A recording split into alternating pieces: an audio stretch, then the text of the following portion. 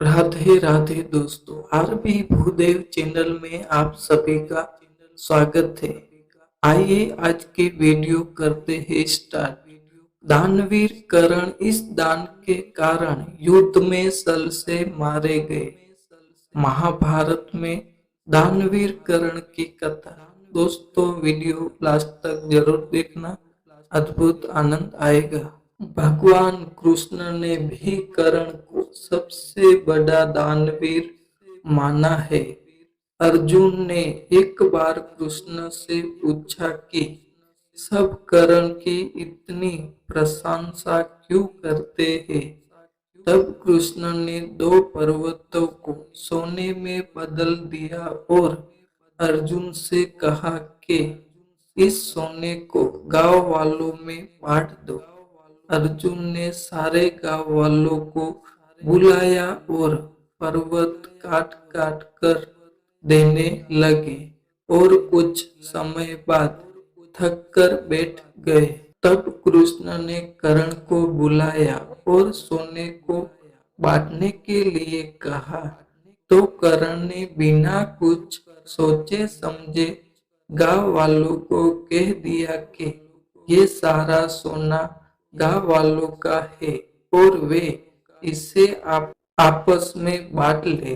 तब कृष्ण ने अर्जुन को समझाया कि कर्ण दान करने से पहले अपने हित के बारे में नहीं सोचता। इस बात के कारण उन्हें सबसे बड़ा दानवीर कहा जाता है। नंबर 1, कवच और कुंडल। भगवान कृष्ण यही भली भांति जानते थे कि जब तक कर्ण के पास उसका कवच और कुंडल है, तब तक उसे कोई नहीं मार सकता।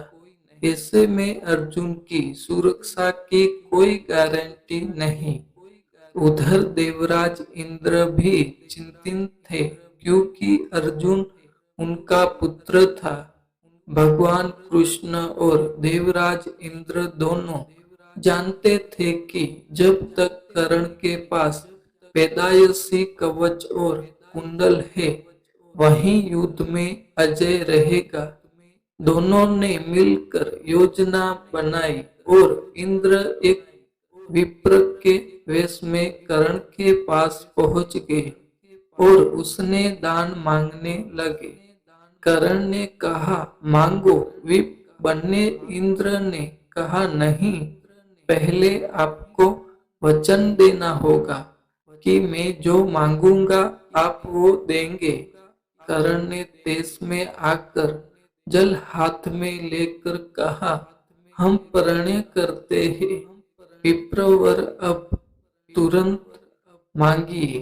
तब यक्ष इंद्र ने कहा, राजन, आपके शरीर के कवच और कुंडल हमें दान स्वरूप चाहिए। एक पल के लिए संतानता सा गया। कर्ण ने इंद्र की आंखों में झांका और फिर दानवीर कर्ण के बिना एक क्षण भी गवाए अपने कवच और कुंडल अपने शरीर से खंजर की सहायता से अलग किए और विप्रवर को सौंप दिए। इंद्र ने तुरंत वहां से दौड़ ही लगा दी और दूर खड़े रथ पर सवार होकर भाग गए। लेकिन कुछ मील जाकर इंद्र का रथ नीचे उतर कर भूमि में घस गया। तभी आकाशवाणी हुई, देवराज इंद्र, तुमने बड़ा पाप किया है।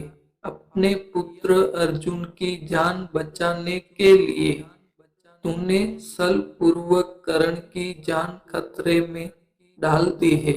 अब यही रथ यहीं कसा रहेगा और तू भी यहीं कस जाएगा। तब इंद्र ने कर्ण को कवच कुंडल के बदले में अमोघ अस्त्र दिया।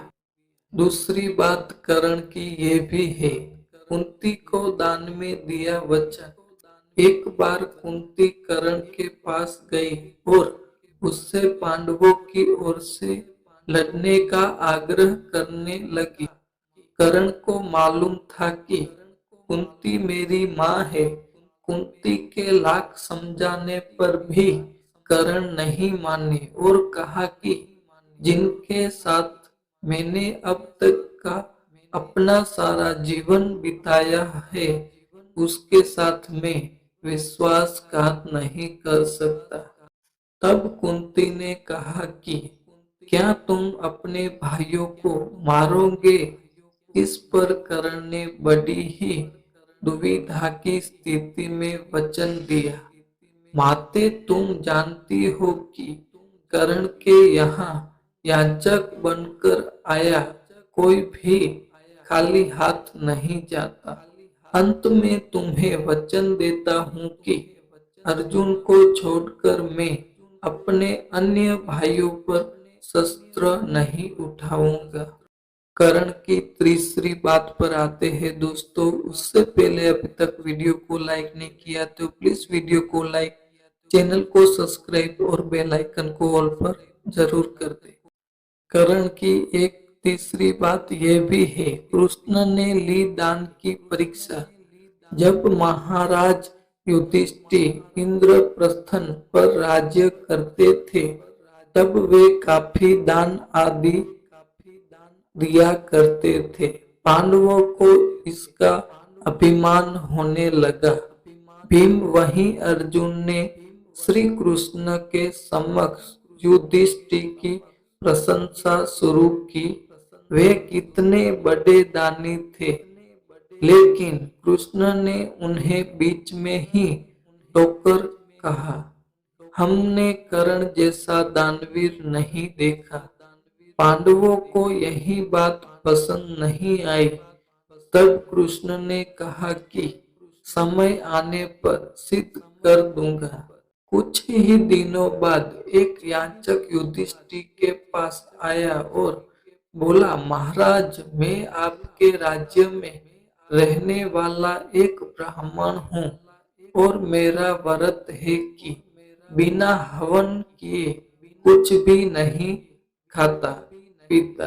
कई दिनों से मेरे पास यज्ञ के लिए चंदन की लकड़ी नहीं है। यदि आपके पास है तो मुझे पर कृपा करे, अन्यथा हवन तो पूरा नहीं ही होगा। मैं भी भूखा प्यासा मर जाऊंगा। युधिष्ठिर ने तुरंत कोषागार के कर्मचारी को बुलाया और कोष से चंदन की लकड़ी देने का आदेश दिया। स्वयं के कोषागार में सूखी लकड़ी नहीं थी।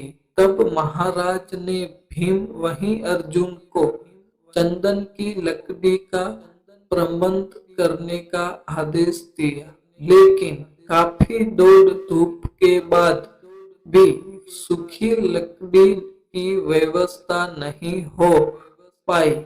तब ब्राह्मण को हताश होने के कृष्ण ने कहा, मेरे अनुमान से एक स्थान पर आपको लकड़ी मिल सकती है, आइए मेरे साथ। ब्राह्मण यही सुनकर खुश हो गए, बोला कहाँ पर? तब भगवान ने अर्जुन वहीं भीम का भी वेश बदल कर ब्राह्मण के संग लेकर चल दिए। कृष्ण सबको लेकर कर्ण के महल गए। सभी ब्राह्मणों के वेश में थे। अंतकरण ने उन्हें पहचाना नहीं। याचक ब्राह्मणों ने जानकर लकड़ी की अपनी वही मांग दोहराई। कर्ण ने भी अपने भंडारे के मुखिया को बुलाकर सूखी लकड़ी देने के लिए कहा। वहीं भी सूखी लकड़ी नहीं थी। ऐसे में ब्राह्मण निराश हो गया।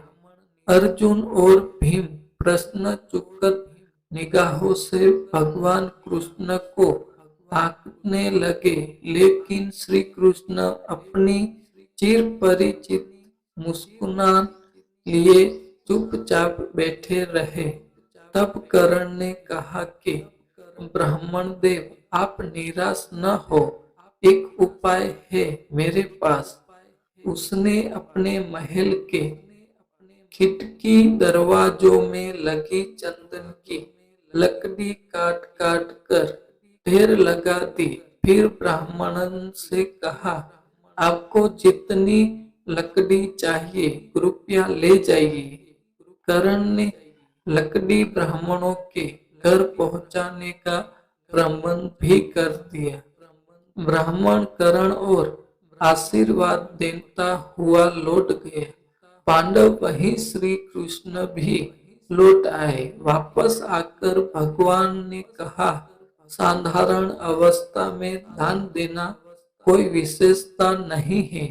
असाधारण परिस्थिति में किसी के लिए अपने सर्वस्व को त्याग देने का ही नाम दान है।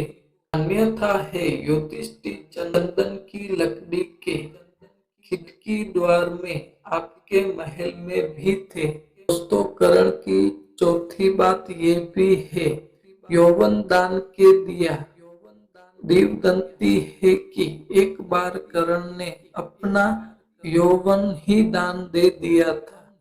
कथा अनुसार एक बार की बात है, दुर्योधन के महल पर भगवान नारायण सव्य विराजमान के वेश में पधारे और दुर्योधन के भिक्षा मांगने लगे। दुर्योधन के द्वार पर आकर एक वीर ने अलग जगाए, नारायण हरि भीष्मा देहि। दुर्योधन ने श्रवण आदि देकर विप्र का सम्मान करना चाहा तो विजृंभ ने कहा, राजन मुझे यही सब नहीं चाहिए। दुर्योधन ने आश्चर्य से पूछा, तो फिर महाराज ने कैसे पधारे?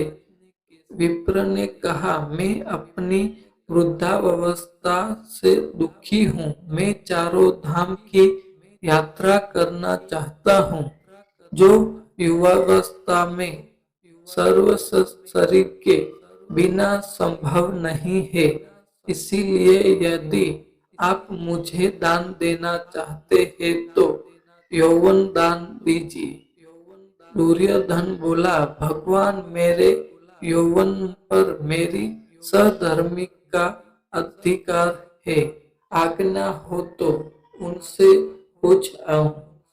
विप्र ने सिर हिला दिया। दुर्योधन अंतपुर में गया और मुंह लटका लौट आया। विप्र ने दुर्योधन से उत्तर की प्रतिज्ञा नहीं की। वहीं सव्य समझ गए और वहीं से चलते बने। उन्होंने सोचा, अब महादानी करण के पास चला जाए।